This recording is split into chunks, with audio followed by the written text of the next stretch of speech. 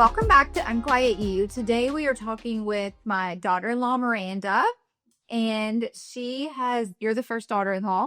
Yeah. And we've known you since 2018 when you started dating Taylor. So she is married to my oldest son, and they have a 2.5-year-old. And you guys were originally going to get married during COVID, right? And then that got kind of canceled. Yes. But I would say out of all of our kids, with the exception of Ainsley, who's with me 99% of the time, I probably talk to you more than Probably. We talk like every single day. Yeah. So, one of the reasons I wanted to have you on is not only like what you're doing now of content creating and the way you're raising Hudson and all the things, but also daughter-in-law, mother-in-law relationships are difficult or can be difficult. Yeah.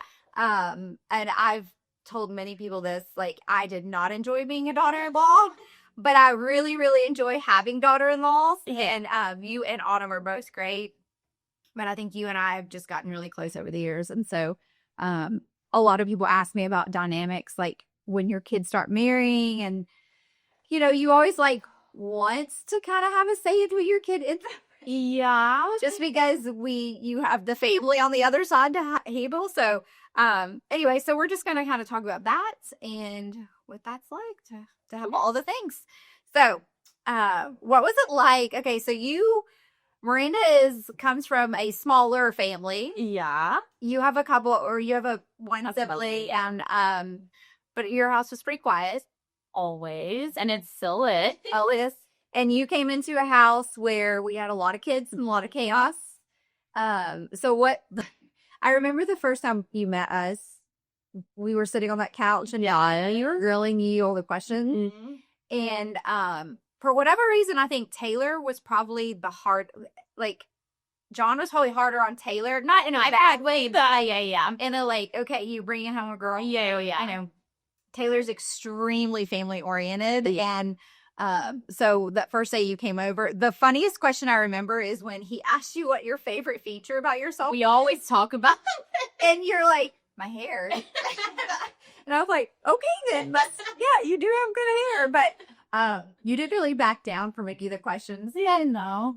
And it was actually really funny. But what did you think about our house? Because I believe the day you came over, we had just did family photos. Yeah. Like early that day. Yeah. And so everyone was, it was a little, it was definitely like really different because my house was always just like my parents, me and my brother.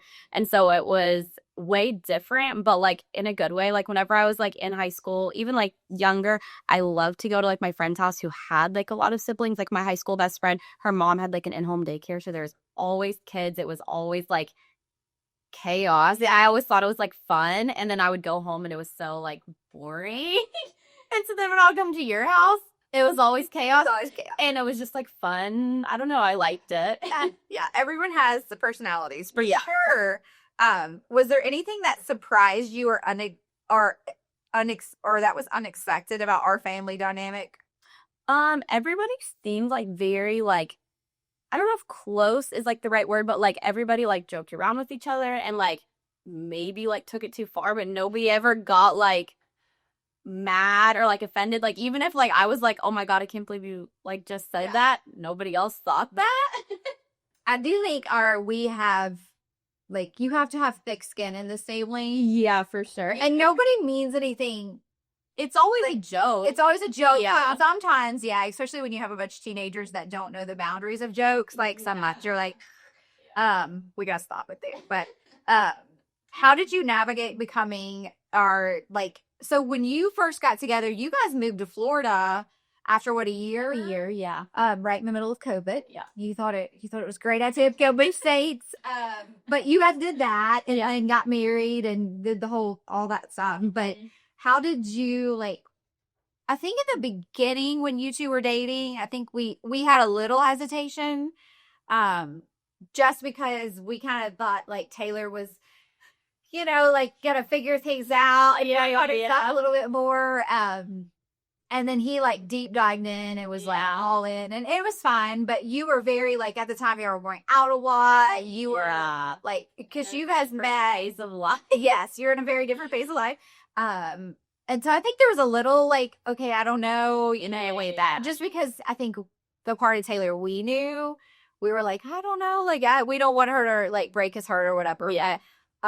Taylor's always been very fun and outgoing and like the life of the party. Like he loves to like do. And I feel like that he didn't ever really, I shouldn't say ever, but like he never was like going out or like doing those things that I like know before we like really didn't know. But then like I always was. But then whenever he started coming with me and my friends, he like kind of just like fit in with it because he is so outgoing. Yeah, he's definitely outgoing. Okay, so how did you navigate becoming the daughter-in-law? Like, especially because you were the first, like he was the first one to get married. Yeah. I feel like it was not like super hard. I feel like your family kind of made it easy, maybe because I was like fine with the chaos, but like everybody was so like open. Like I instantly started hanging out with Sydney, and then like Ansley would always come over and like hang out with me and Taylor. You were always like very like inviting, and like we maybe not like whenever we first started dating, but like we started talking like almost every day, like pretty soon. So I feel like it was pretty easy to just kind of like blend in, I would say. Yeah. It's hard. I think it's weird because I don't know, at least for me as a mom, like when you're raising your kids, you know the in-law status is coming at some point, but then it's also like I think daughter-in-laws are really different than son-in-laws just because there is that dynamic of like where do you step in, where do you not, what do you but I do think that you kind of looked at everyone, like you really accepted Ansley. Yeah. I think that was that first year you came to her birthday party. And we had only been together for maybe like a month or so, but with like nannying, I was always like around little kids, and she had like super small, like the nannying age, but like it made it easier because I was always around like younger kids. Yeah. And she always thought you were like the cool one because you were at Jamaica. Yeah. What helped you feel welcome or grounded in those early days? I feel like and John, but like being very like accepting. Like, I mean, Taylor and I hung out like every single day, and you guys were always like there or like fine with it. And then like whenever we would come over, like we would still like talk, and like everybody would hang out. So it seemed more like inviting, and I like it was gonna like work out. Like, I don't know. Yeah. I think that's one thing I think both John and I both kind of did along the way is like we always wanted whoever was in our house to like feel like they were included. Yeah. I'd always said, like I didn't have a great relationship with my mother-in-law, but I learned so many things along the way that I was like, okay, mental no, I don't want to do that. Yeah. Also, like I think one of the biggest things for me was knowing when I became a daughter-in-law, there was still such a fine, like defined line between these are my kids and you're an outsider. Yeah. And I was like, I never want any of my in-law kids to feel that way. Like, because now it's like when people ask me how many kids I have, like, well, you're just a kid. Not just a kid, but like you're just I know. Yeah. No, I feel like you're really like good at that. I mean, I probably talk to you more than Taylor. Not probably. I do talk to you more than Taylor does too. Yeah, like you were like good at that. Yeah. I know. Even sometimes Taylor will text me at work or whatever, and he'll be like, "Oh, this that," and I'm like, "Yeah, Miranda just told these like last week." Yeah, I think something the other day, maybe yesterday, he said something. I was like, "Yeah, Miranda, pretty sure." Yeah. What was your first impression of me, and how has that changed over the years? You were very different than like my mom, but like my family, like in general. But like I feel like I kind of like relate to you more than like I maybe relate to my own mom, just with like I don't know, you are like more like outgoing. You like to like go out and like do stuff, like I don't know, even just like go out for the day and like get lunch and like go shopping. And my family was very like we just like hang out at home. But then like coming around you were like I don't know, I feel like we're like very similar, and I noticed that like really like early on. Yeah. I would agree with that. Like, I think that I think one of like, I take a lot of pride in like, not just how I look, but like just being together and like, and you always did too. Like, even it's so funny how much you've changed since we met. I know. Yeah. But I just think it's chapters of our lives. You're right. Yeah. I was going through pictures the other day on Facebook, like getting rid of some things. And I was like, who was that version of me? I like, I don't even remember that, but wow, she's changed. Yeah, no, for sure. I mean, like, I think our relationship really evolved when you guys moved in with us for 6 months while you're waiting on your house to be ready. That was an intro because you were also pregnant. Yeah. And well, actually, even before that, like at your wedding, Mm-hmm. I remember the whole like building up to your wedding. Like we were all excited. It was in Mexico. Like it was during, you know, COVID had kind of whatever. But like everyone was so like ready to just get somewhere. Yeah. And the resort was only like 30% full. It was like so nice. But the whole build up, I was like, people would say like, aren't you so sad your son's getting married? I'm like, no, I think it's great. Like I'm so excited. Like, but then as we got closer and closer, it was like the more real it became. Yeah. Not that I was sad, but it was just like, oh my God, your kid's getting That's a big deal. And I remember getting that ring for you. Yeah. And I was like, oh, I'll be fine. I'll be fine. And then I started crying. And I was like, golly geez. And then the next day at the wedding when I couldn't quit crying, I was like, what's wrong? But it's so, I mean, even when you guys moved to Florida, do you remember that? Yeah. And that was the first time I ever saw you cry. And I don't think you were upset. Like, no, it was just like different because we were like moving away. Clearly, we'd like never moved away before. And that was the first time that I ever really saw you like cry or like have emotions other than like being happy. And not that you weren't happy, but it was just like different. Yeah, that day I was like, no, I'm fine. I remember that morning drinking coffee and I was like, I'm fine. This is going to be good. I really like, because that is one thing I've always said to my kids, like go, like that's one thing I wish I would have done younger, like go live other places. Yeah. It's not all here. Like there's so much world out there. But yeah, I remember that day. I was like, poof. There is something about your firstborn though, like doing all the things. Yeah. Like they're like doing all the things. So when you like when did you think a moment really shifted with us? I think it was when you guys moved in with us. And you had a horrible pregnancy. Yeah, that's what I was just about to say. I was like super sick. And I feel like whenever like we didn't live with you guys yet and I was like still sick, you like maybe knew that I was sick, but maybe not like how bad I was sick. And it's not like, not in, wait, is that the camera? Mm-hmm. Okay, sorry. What's to come to my window, apparently.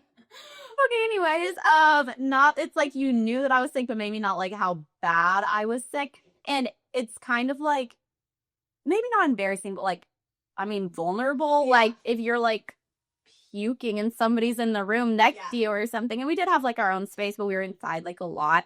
And it's like whenever you like took me to the emergency room and stuff, I feel like that was like, it kind of brought us like closer because I didn't really, I didn't want anybody to like know how bad it was kind of. And then like you were like right there. So we just got like a lot closer. Yeah, I think so too. I think too, like one of the things was I've never looked at my children as perfect. And so I don't like, I can see faults in my kids. And sometimes I'm like, whoa, chill out. Like, don't handle it like that. Yeah.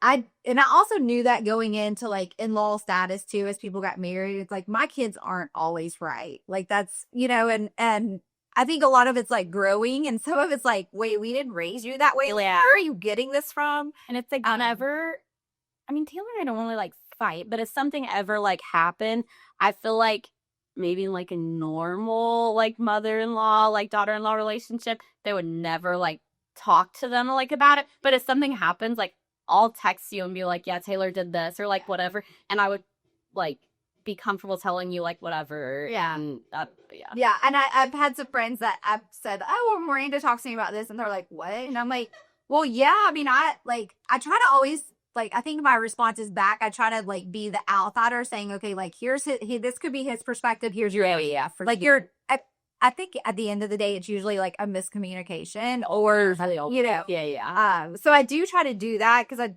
do think that the faster you learn to communicate in a relationship and the more open and vulnerable you are, the better the relationship goes further. So what advice would you give other women navigating like mother-in-law, daughter-in-law dynamics in the beginning? I feel like that's like such a hard question because most people like hate their mother-in-law.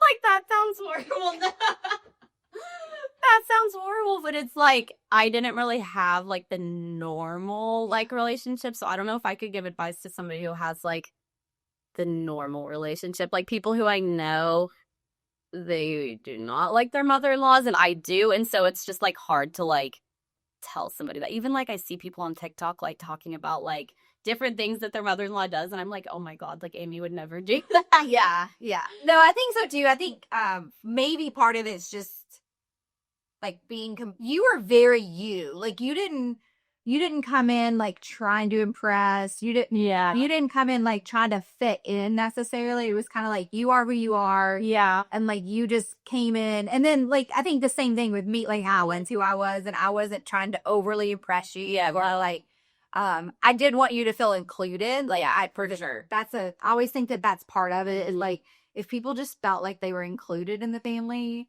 you know, then I feel like so much. Yeah, even like bringing step kids in, it's like, well, you have to include them as if they're your family, or of course they're never gonna feel that, you know, like they fit in or whatever.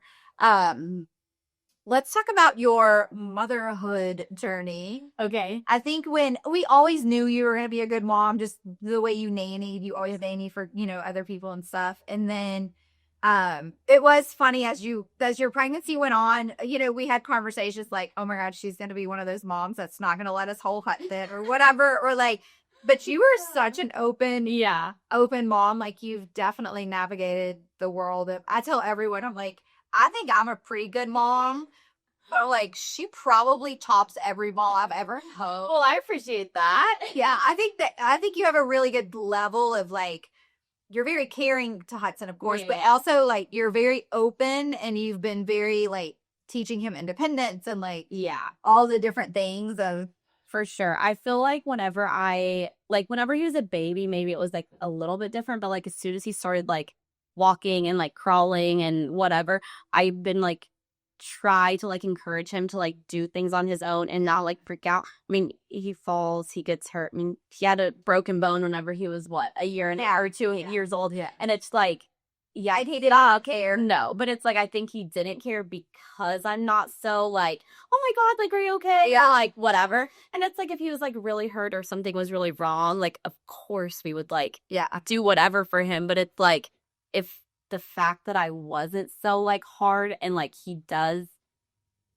fall down, he does run and play, he does like whatever he wants to do to an extent, it like makes whenever things are bad maybe seem not so bad. Yeah. Remember the video you did where he fell through this? And I got so much on Instagram, but I was like, he's literally fine. It's so funny. I thought it was hilarious. How did your identity shift after having a baby? I mean, I think we all saw it pretty. I'm lonely. And really? Like, I definitely feel like I'm a lot different. I mean, I am nowhere near the person that I was before I got pregnant with him. But like looking, I don't really know like what changed. I mean, we're definitely like a lot like healthier now. We clearly like don't go out and like do like crazy things anymore. But it's like, I don't know what like really changed. It's just like whenever Hudson was born or like whenever I was pregnant with him, I just like knew how I like wanted to be. And so I was just like, okay, that's just what it is. Yeah. I think a lot of, especially younger moms, they try so hard not to lose that part of them when they have a baby versus looking at it like, I don't think you missed out on that version of you. I think that version of you like had its chapter, had its purpose. Yeah. And then I think you were able to be like, okay, this is the next chapter. It's how I want to show up. And like, I always think of it like, there's not really anything, like Hudson's always with us. Yeah. Like we just do whatever, but it's like at some point he's not going to be. And if I wanted to go do whatever, when I'm 40, I could go do whatever I didn't do when I was 20 or something like that. But I feel like I still got to do maybe not everything, but most of what I wanted to do before I like had him. Yeah. And so it didn't seem like.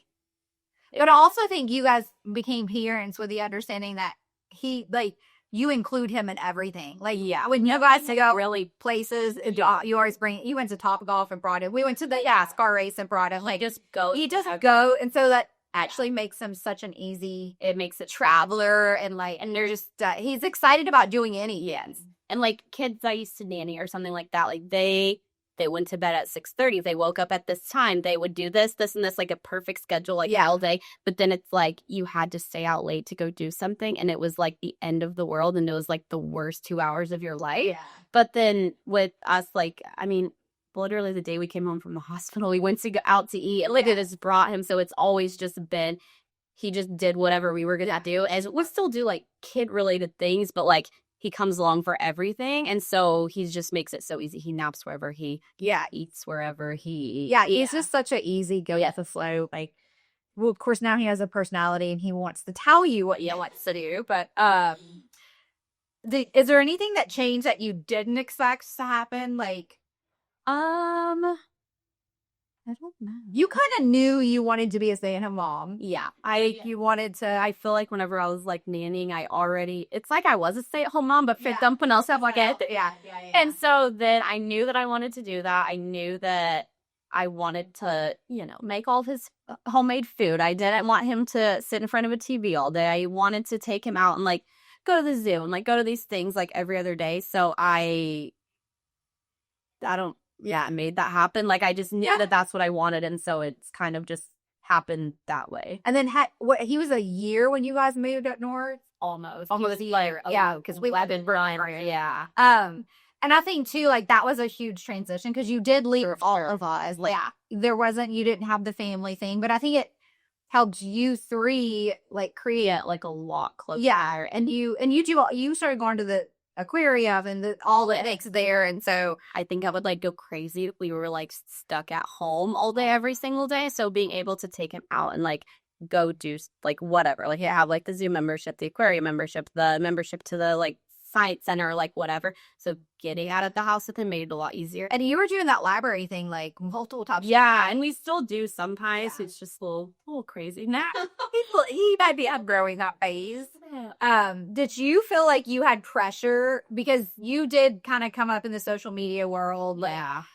Do you feel like you had pressure watching other moms? Like, maybe like I did follow like a lot of like other moms like on TikTok and Instagram, and it's like I see them maybe parent like a certain way. The big thing for me was like sleep. Hudson, I mean, he didn't sleep through the night. Yeah, he was almost 2, and at first it was like such like I didn't even actually feel like it really bothered me, but it was like watching other people post about like sleep training their kids or like their kid goes to bed at this time and doesn't wake up until this time. I was like, wait, am I like doing something wrong? So then I literally for 2 days, I was like, okay, I think we're going to like sleep train him. And it was the worst 2 days of my life. And I was like, I don't even care if he sleeps through the night. I don't care if he sleeps in our bed. So why am I like trying to do this just because I saw it on TikTok? And I was like, okay, I'm not doing that anymore. And I just stopped. And then I feel like things got like a lot easier then. Cause that's whenever he was maybe like 3 or 4. Yeah, he was about now. Yeah. Yeah, I mean, I took a lot of heat for how I raised my babies because I didn't do sleep training. Both of my kids slept with me. Like, it's just, I mean, Hudson still sleeps in our bed. He doesn't even really have a bed because he sleeps in our bed. Yeah. And so I'm like, it's just. And his room has so much other. Yeah. But I mean, I think that's something like I remember it was to the point where on trips and stuff, like I had to hear about it so much from other people. And I'm like, but I wouldn't parent the way, but like, I don't want to be that kind of parent. And so I used to let it bother me. Like maybe I was doing something wrong, but there was also a lot of things behind the scenes that I didn't talk about that was going on which was part of like my extra protection of her. And so I think too, when I finally like woke up one day and I was like, I would never want to be a parent like these people. Why in the world do I care? Yeah. And then I look at her like she's so well rounded and like she sleeps great. Like you know what I'm saying? And like so clearly it worked out. It works out, yeah. And so I just think it's interesting how because it is hard with social media, especially I think for young moms, because that was another thing when you had a baby. I told my husband at the time, like, I will never be that mom who's like, you should do this. You should do this. You should do that stuff like. And I feel like you never did. Yeah. And I feel like whenever Ansley was a baby, clearly I didn't know you guys then, but like when Ansley was a baby, maybe you did things like similar to the way that I did them. Yeah. So it did make it like easier because I heard from basically everyone else, like don't let Hudson sleep in your bed because he's never going to leave your bed, or like he needs to go to his own room, or he should go to bed at this time, or like whatever. But then I know that you weren't like that with Ansley. And so whenever I would like talk to you about it, you either did it the same, or if you didn't, you definitely didn't judge me. Like, yeah, just kind of let me say like whatever I like wanted to say about it. And it just is what it is. Maybe you gave advice. I feel like you didn't even necessarily give advice, but you just like listened and didn't give your unneeded opinion on it. Yeah, I feel like I feel like there's enough unasked for opinion in this world anyway. But I would always say, like, even with my kids now, like, I don't want to give them advice unless they ask me directly. And now then I'll be very honest with them about my emotions or feelings. But I like to ask or offer suggestions versus like. But I mean, I remember when you would text and be like, "Oh, Hudson has a fever and this is happening," and I would be like, "Well, this is what worked for Ansley. I might maybe try this," but. I mean, even still to this day, like, I don't talk to people, like, when Ainsley gets sick, because it's like, people still give me 15 different opinions. Yeah, and every way wrong. Or, like, she shouldn't be working out. She shouldn't be doing this. She shouldn't. And I'm like, oh, dear God, okay, whatever. Like, I'm not. So I just have never wanted to be, because I think, too, every single baby is different. Yeah. And every single kid needs something different. Like, I don't believe in, okay, well, they're 4. Everyone at 4 should be doing that. Like, to me, that's just. It's just, you're putting so much pressure on a kid who, like, I don't know. I just hate to everybody that's to the same place eventually. Every kid's going to talk. Every kid's going to walk. Every kid's going to. Yeah. And I think it's interesting because now in the adult world, it's been talked about, like, you don't have to be married by the time you're 30. Like, you don't have to that. And I'm like, but what about these kids? Like, nobody has to be crawling by the time they're 9 months. Yeah. Like, every single kid is so different. And even, I mean, Hudson did some things a little bit early and some things a little bit late, but, like, he figured it all out. I mean, even now, he's, like, in speech therapy, and, like, I feel like it has helped, but it's, like, he probably would have gotten to the point that he's at anyways. Yeah. But, I mean, we were home. We had no reason to not do it. It was just a tool. Yeah. Have a tool to help. Yeah. I mean, Taylor was a late talker, too. Like, I've told you that. But, so speaking of the social media part, that's kind of become your thing. Yeah. Miranda is a great content creator, and I feel like you started making. So I posted on TikTok for the first time when we still lived in Murfreesboro. So like in like 2020, but I posted like 3 videos in a year. Like it wasn't like I was actually like posting, and then I've kind of like on and off posted for those 5 years or 6 years, whatever. But then probably over the last like year is when I like really started like posting. And then I took like a little bit of a break. And then now I post like multiple times a day, every single day. Yeah, you do post. Yeah. I'm always like, man, how did she do that? But when you first started posting with Hudson stuff, like it wasn't overnight because you were posting things like, this is just what we use. Like you kind of went on a journey from the very beginning. How can we be healthier as a family? Like, you started doing a lot of research on like chemicals and. Yeah, like the first video that I like posted that I feel like got like some like traction on my page, and it still will randomly get likes now. I'm sure people like search like baby shower stuff or like whatever. I have like one video whenever we still lived with you guys, and it was right after our baby shower, and I posted like a baby shower haul or something like that, and it was all like, I don't know, like maybe not like organic, but like better products. Now that this is like what I had on my registry, this is like what I got or like whatever. And like that video, I don't know like what it's at now, but all randomly, I mean, the video was Hudson's too. And it was when I was pregnant. So like 3 years ago, it'll like randomly get like likes or something on it. But like when I first posted it, it kind of like did well. And that's when I started realizing I was like, oh, I should like maybe post like more. Yeah. What do you think because you have quite a few brand deals and you're very choosy about who you work with. Like, you won't just accept anything. Like, I've had like some brands that have like reached out to me, and it was like on like a UGC site or something, but it was like Clorox wipes. Yeah. I would never use that. That's the reality. And so I just like turned it away. I was like, I'm just not interested at this time. I still try to be like nice and like professional, but like I don't want to work with brands who I wouldn't like normally use. Yeah. So how like, because your following's grown quite a bit. Yeah, like whenever I guess like a year ago I maybe had like 1,000 or like 2,000 followers, and now I have like 18,000. Yeah. So I mean that's a pretty big jump within like I think about a year. Yeah. And I think too, like with your stuff, a lot of people are interactive, which I hear that a lot more. Like it's not so much about how many followers you have, it's about the interaction and like how connected you are to the people that are following you. I have like a lot of like maybe like 30 moms that are on TikTok, and I don't even know them in real life. Some of them live in like California, some of them live in Texas, like yeah, literally like everywhere. But it's like we all kind of post like the same type of content, and then you like go to like your friend's page like on TikTok and all their videos are on there, and like we all like and comment on each other's like posts, share them, whatever. And then it kind of like works out to where then we all end up like working with like the same brand. Like one of the other moms that I'm like that with on TikTok, like she's the one who like told me she was like, oh, you should like reach out to like Nugget because I work with them. I have like the same amount of followers as you. We post the same content. So then I don't know, we kind of like help each other. Yeah, even though I've literally never met her in real life. Yeah, but it's just like you kind of like have the people that post like the same type of stuff as you. Do you feel like when you started making videos, well, you had made makeup tutorials before.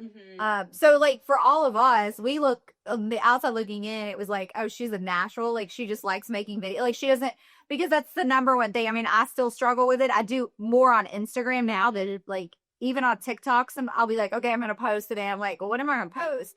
And then like you come up with very creative, really fast ideas, but how did you get super comfortable just being on the camera? I feel like part of it was like whenever we like moved away, I was like, I'm literally never gonna see. It's more people who I like would know in real life that maybe I would be like, oh God, I can't believe like you saw that or whatever. Yeah.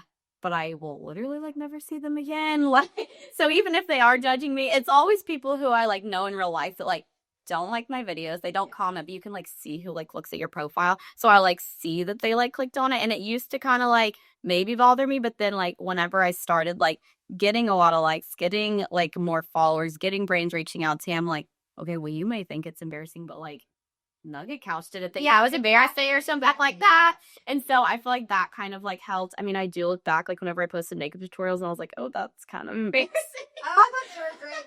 It's like just to watch them.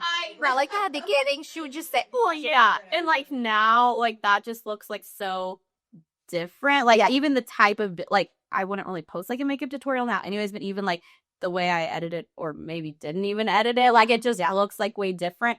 But then like now I feel like I'm a lot like more comfortable, and like I feel like my editing skills are better. Like I can like make the videos look the way that I want them to look, so it helps me feel like a little bit like more confident in like posting. Yeah, and I think like that's for me, it's like I mean, I'm more comfortable, especially like doing something like this or like I do my videos and my team or whatever, but just getting on, like I am horrible with filters, I'm horrible with lighting, like all of that stuff. I'm just like, oh my God, this is so exhausting.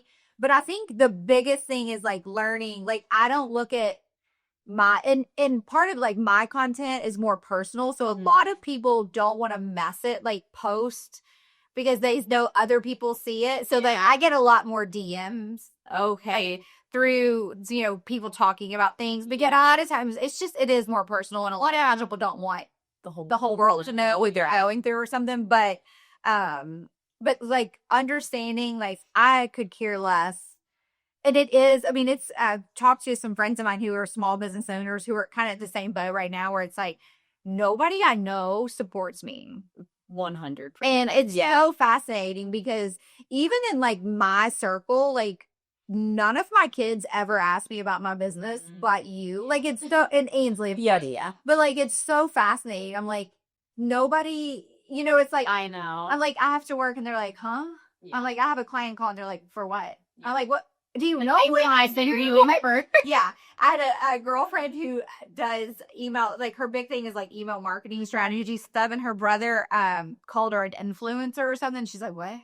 Like, what do you like? What? Yeah. But it's like understanding that. And then there's tons of people that will tell you like, those people are watching. They are judging it. They're judging. Yeah. And I always say too, like, I think it's the people in that circle, they're judging you because you're doing something they wish they had the courage to do. Yeah, no, sure. And I think a lot of people think, well, I can't support her because then it takes away from me, or like, I want to be better than that. And it's like, no, that's the whole point of supporting each other is that we can all be better and we can all rise. And there's like I don't know how many people have a TikTok account, but I look at like how many people I follow that all do the exact same thing as me. Like maybe not exact, but like they all post what their kids eat, or they all post like a toy rotation, or something like that. And it's like we're all doing great. The internet is so big, and there's so many people who do like your content, and they may follow every single person who you also follow, but people sit and scroll on TikTok for like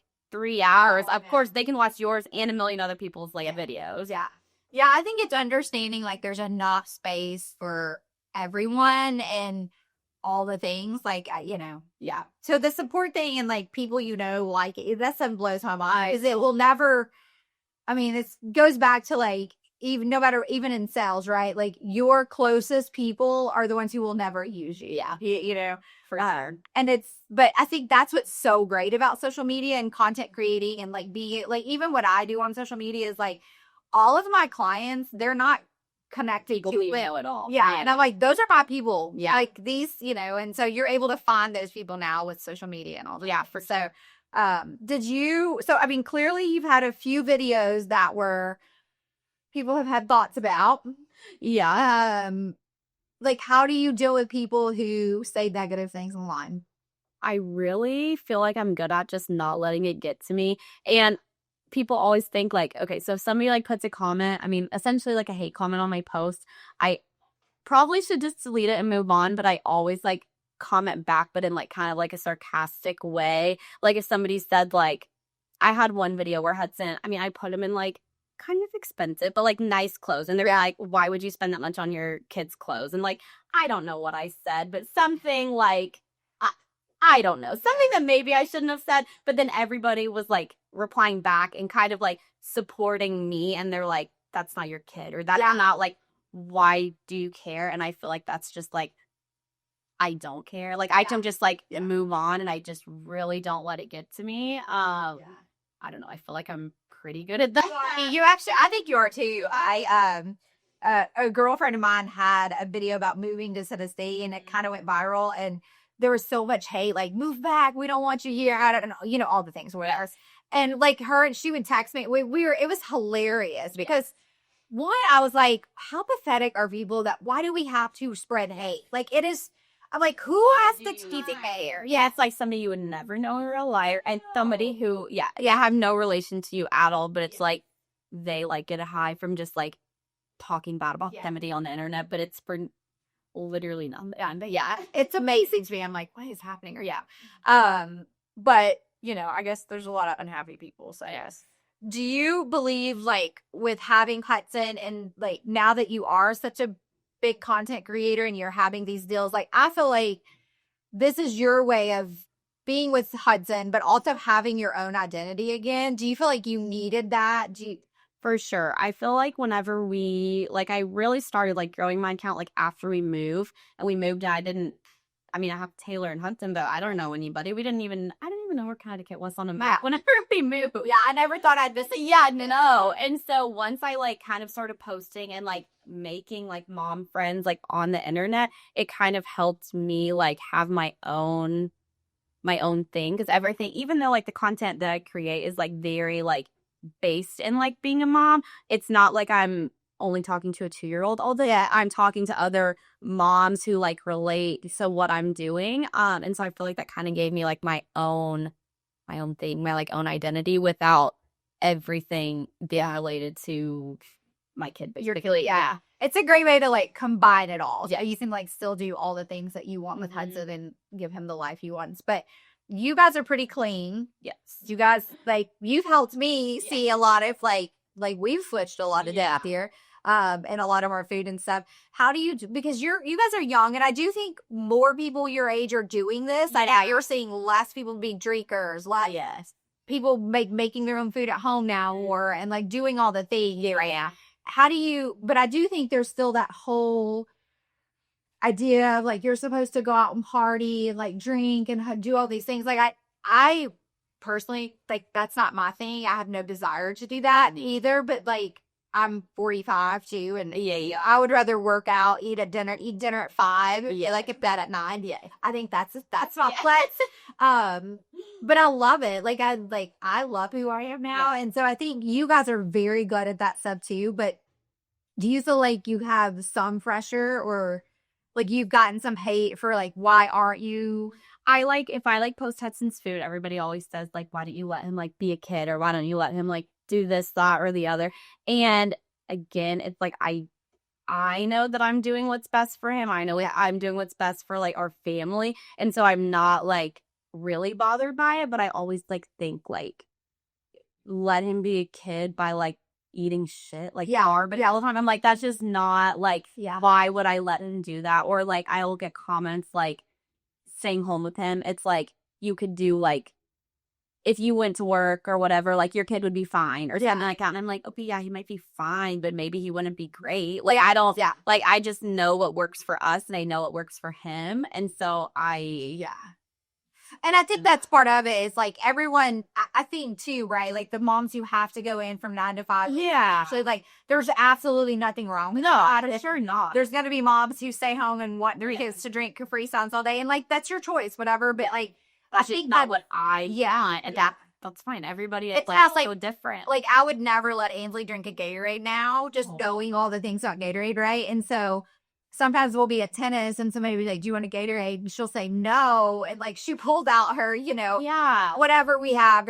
And I'm like, it's just different. Like we were at a tennis tournament and someone was like, why is your cooler full of chopped vegetables and fruits? And I'm like, well, because this is how she stays hydrated. Yeah, getting that nutrients. Like it just works for us. Like I'm not going to go tell your kid who's eating Wendy's before they play in 100 degrees C, like, bad, it's just not what we do. And that's fine. Everybody is different. Different things work for different families, and that's fine. There's just like certain ways that I do things, certain ways that you do things, and everyone else does things different, and it's not like a judgment. It's just right.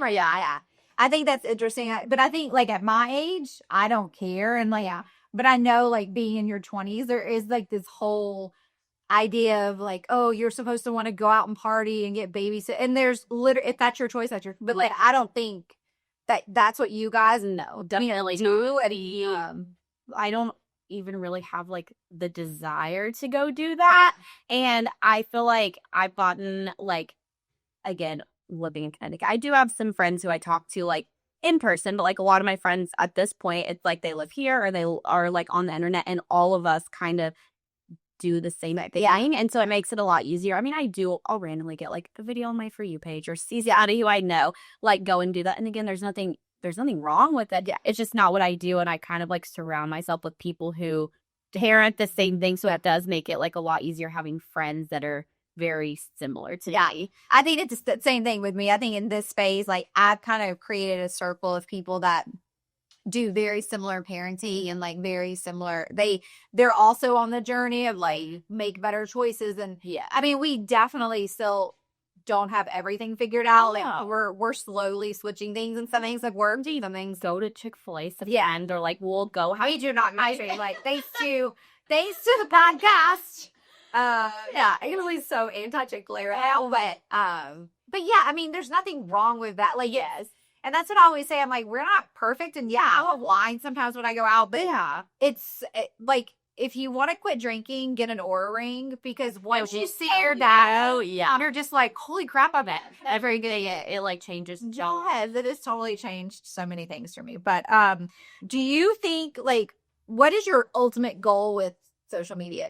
Do you think you have one, or you're just doing what you're enjoying? And I'm kind of just doing what I'm enjoying. Over the last like 2 months, I've been able to make like money off of like posting, which has been like, I never thought that would happen. It's just kind of like crazy. Like you see other people like have it happen to them, and it's just like, okay, but now that it's like happened to me, I've been trying to like kind of set a goal maybe for like the week or like the month, and it's like, oh, I bet I could get this many brain deals, or I bet I could do this, and this. And so it has been like crazy to like kind of like watch it and be able to like make an income off of, I mean, essentially just setting up my phone and taking a video, and then you post it, and then people like it. That's literally. Well, they're not bored of that. Like, I think that's, like, I think that's where a lot of people get frustrated, is they'll be like, well, I can just make a video and post it, and I should get I should get a whatever deal or whatever. But I do think there's a lot more. People don't realize.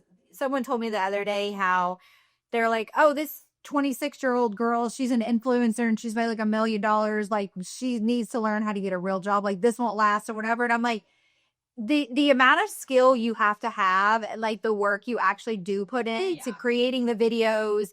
I mean, there's so many, the algorithms, the when do you post, what do you do, how do you do this, how do you do, like, there's so, like, I get overwhelmed with it. That's why I open TikTok with intention. The app was TikTok because I'm like, I still feel like I'm figuring Instagram out. Like, I've got it somewhat figured out, but I also have a team at Miami, and sometimes they tell me like to stop, or don't do this or whatever. But do you think, like, when you set out to make these videos, like, is your intention to just share what you do, or do you think, like, do you feel like you're making a difference? Like, I know for, like, even with me and Ainsley, we learn so much from some of your content. Like, there's so many brands that I'm like, never heard of them, but now we use it, or like we eat this or keto. I feel like at first it was kind of just for fun, and like I like kind of went into it to like maybe anything or everything can be content, and you can make anything look any way that you want to. Like if maybe like 6 months ago I would have thought that my life was like so boring. Like Hudson and I, we just like, well, we wake up, we eat breakfast, we play with toys, we take a nap. Like it seems very just like, but then you can edit it, you can make it look like fun, you can make it look like any way that you want it to look, like essentially, and people think my life is fun. Like I don't know, like nobody would. Well, I think your life is fun. Yeah, no, it definitely is, but it's like to you, it's just a normal day. But then whenever you like post it like that, I don't know, and I feel like it does. Like people will comment on it and they'll say like, "Oh, I've never heard of that brand," or "I've never whatever," or then they'll like use my code to like buy something that like they maybe normally wouldn't have bought, like a cleaning product or like a, I don't know, an air purifier or something like that, that I feel like has made a difference for us. And then other people probably wouldn't have known about it unless I or somebody else like posted about it, like the smaller brands, like a cleaning brand or something like that. Like it's not something that you would go to Target and like see on a shelf. So then if you don't know to look for it, you don't know that if they are.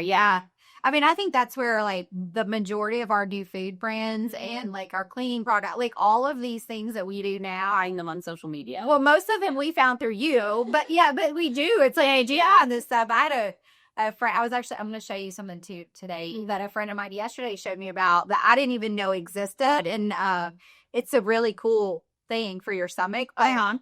It's all natural stuff. But I was like, I would have never known. Like maybe I would have walked into Gaiman Smart here. Gaiman sells it apparently, and I'm like, I would have looked at that and been like, I know what it done. You didn't know what on, right?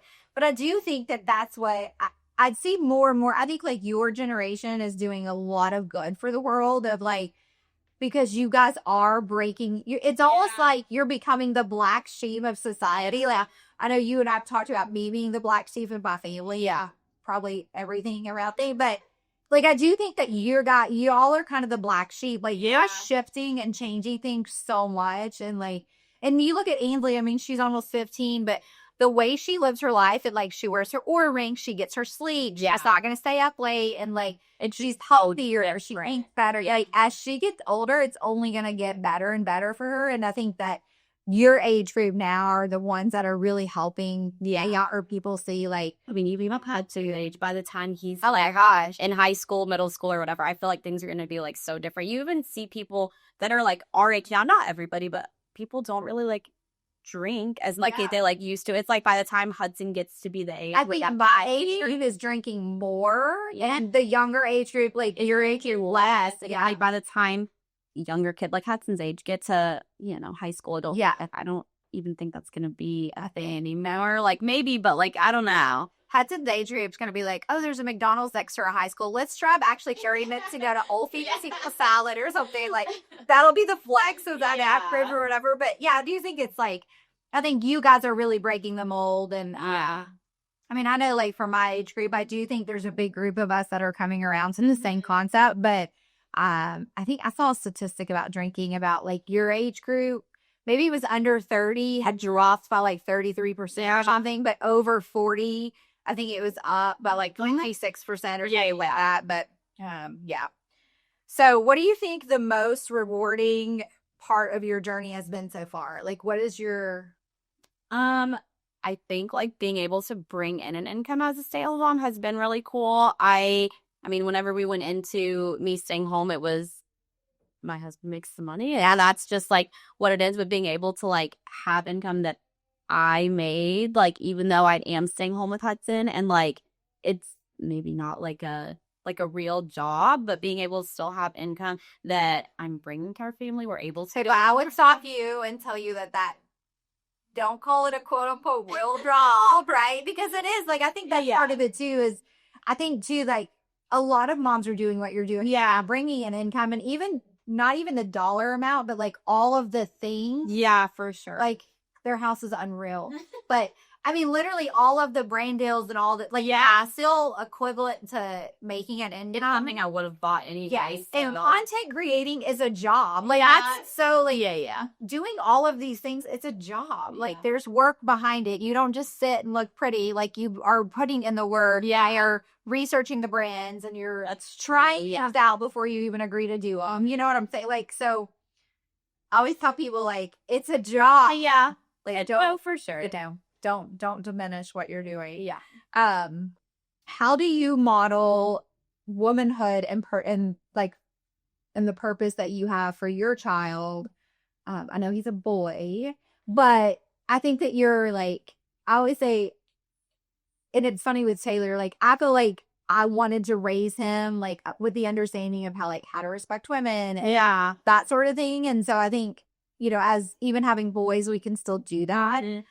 It's very different with Ainsley, right? Like, I may show her a few other things, but how do you think what you're doing is like showing your purpose and helping? I feel like with him, well, in general, it's like respect. Like, I don't know, like, just because somebody is like, or like a stay-at-home mom or something like that, I don't have to clean up your mess. I don't have to do every single thing that you want me to do just because I like stay home.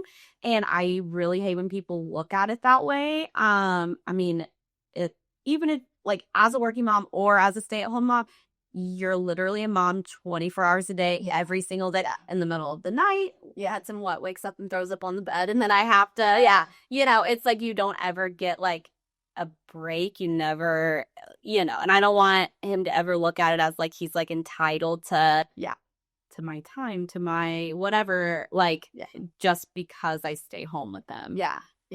I think that too is another mold that's getting broken. I think content creating and even some of the, the MLMs out there are helping shape this. Where women are taking back control of their lives and saying, like, this whole idea, I mean, we talk about this all the time, but this whole idea of this hierarchy in a marriage where like the man's a provider and you clean, and it works for some people. It does not work for me. No, it didn't matter for you. And like, I don't treat like, even having conversations with Daxon and Autumn, like he doesn't treat the Autumn that way. Like, it's all, you're in it. Like, it's a team effort, like church, the thing. And so I think you being able, clearly he doesn't understand. Well, he knows a camera. He gets that. But he doesn't understand like what you're doing right now. But I think what you're doing is helping show him that women can do all the things and still be a good mom. Like, I feel like we hear that all the time where it's like, but if I do this, I'm taking away time from my child and then I'm not a good mom or, whatever. But I think you're kind of, you and like all the people, you're showing the world like we can do all the things. Yeah, for sure. Okay. The last question that I ask everyone is, like, what do you consider an unquiet life? Like, how would you describe an unquiet life? Not talking about the toddler. Right? No, I know. I feel like, I mean, it's what's to say, like speaking my truth, like on social media, like that there is maybe like better ways, and like maybe don't take your kid to McDonald's like every single day or something like that, like sharing, because some people just don't know. And it's like, if you don't know, you don't know. And so being able to like share like maybe like cleaner ways of living or something with people who otherwise would have had no way to know that it actually could be done to her and you could be healthier, just like being able to share that online, I feel like is I think you're pretty, I mean, I think even before like Hudson in this world of social media, like you were always pretty vocal about like who you were and what you wanted and that sort of thing. One of the questions I was going to ask you though on social media, this happens a lot, is when there's like, I don't want to call it burnout, but it's like people get on social and they have really high highs. And then you're like, you know, because you want to be consistent. You want to keep showing up. And so how do you maintain like being able to keep showing up, but also be like, okay, I need a little downtime from it. I've like found like there'll be times where I'll have like 4 or 5 videos in a week that are going like super viral, and then it brings in like a lot of followers or brings in like a lot of likes or a lot of brands or something like that. And then I'll have a week where I post 20 videos and they get like 100 views or something like that. And that is like the time when I will maybe start to question. I'm like, gosh, do I even like want to keep posting? But it always kind of comes back around. It's like everybody has, even if you have like 1 million followers, you look and see, and like sometimes one of their videos will get like 2,000 views, and other times it gets like 5 million views. And so in those times, whenever it's like at like the lower end, it's really easy to like get burnt out. But I just try to like remind myself that like everybody goes through that, and like it all, as long as you're consistent with it, it always like comes back around. You just have to be consistent. And like, I mean, again, like everything can be content. And so it's like if you just continue to post or maybe like shift the way that you like, I just like recently started like editing my videos like a little bit different. And like the first video, like my account was kind of about like a standstill. Like I hadn't really gained any followers for like a couple of weeks or whatever. And I like looked at my video and then like looked at my account, and then I looked at like my likes, and I was like looking at what made me like watch the entire video and what made me like other people's videos. And I was like, well, their videos are edited maybe in like a different way and it's more like engaging. And so then I started kind of editing my videos different. And then like the first video that I posted back editing like that, within like an hour had like 500 likes. Yeah. So it's like I just try to like focus on maybe ways to make my account like keep building. Yeah. That's good, because I know that's a lot. Like I had a friend recently, the same thing happened. Like she had something kind of go viral or whatever, and then she had like 5 other ones who had like 0 even views. And what the heck? But a lot of it is that's why like I don't look at views. I just don't. But I'm also not trying. Like my content is just a very different thing. Because I do know, like I remember when people would like post pictures, and if it didn't get enough likes, take it down and repost it. Oh my gosh. To know like that was like someone, and then someone posted something one day that made so much sense to me. They're like, say you have 20 likes on something, and they're like, in the real world, if 20 people told you to like something, you would be like, holy crap, that's amazing. I know, I've seen that. It's like if you have like 100 views and then it like shows like 100 people. Like if you have 50,000 views, that's like entire football stadium. Like, and you're right. And like it's just not enough. And it's like, okay, well, if you really compare to this, like, it's amazing. Actually there is. So okay, well, thank you for being here. I know that we can hear the toddler downstairs running.